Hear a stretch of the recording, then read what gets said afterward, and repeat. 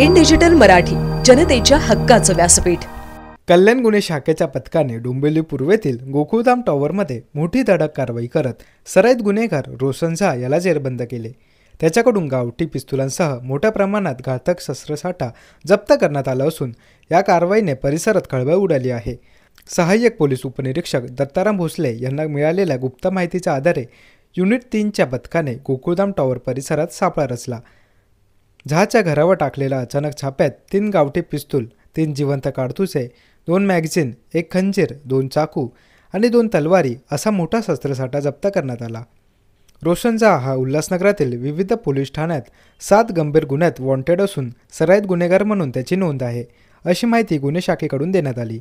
जप्त केलेल्या शस्त्रांचा पुरवठा कुठून आला आणि हा शस्त्रसाठा कोणाकडे विक्रीसाठी जाणार होता याचा तपास पोलिसांकडून सुरू आहे।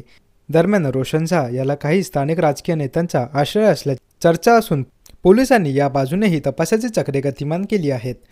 क्राईम ब्रांचच्या कारवाईने शहरातील संभाव्य गुन्हेगारी कट उधळल्याचे अधिकाऱ्यांचे म्हणणे आहे। या प्रकरणाचा पुढील तपास कल्याण गुन्हे शाखा युनिट 3चे सहाय्यक पोलीस निरीक्षक सर्जेराव पाटील करत आहेत।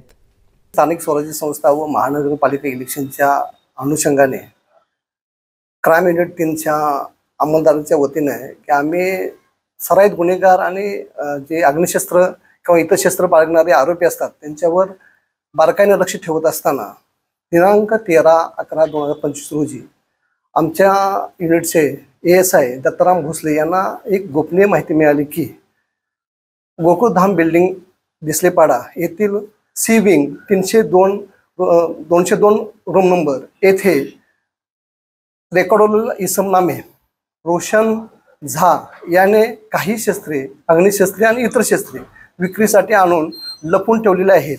म्हणून सदर बातमीची शहानिशा करण्याकरता आम्ही सदर ठिकाणी 2 पंचासह आणि पंच अंतर्गत पंचनामा साहित्यासह आम्ही तिथे गेलो असता तर तिथे छापा कारवाई केली असता तिथे आम्हाला एकूण 3 गावठी बनावटीचे पिस्टल आम्हाला मिळून आले, 3 जिवंत काडतुसे, 2 रिकामे मॅगझिन मिळून आले, तसेच 1 धारदार लोखंडी खंजीर, 2 धारदार स्टीलचे चाकू, 1 लोखंडी धारदार तलवार असे एकूण 2,12,500 रुपये किमतीचा विनापरवाना अग्निशस्त्र व घातक शस्त्रे मिळून आले असून ते आम्ही जप्त करून सदर इसमाला ताब्यात घेऊन मानपाडा पोलीस ठाणा येथे गुन्हा क्रमांक 1371/2025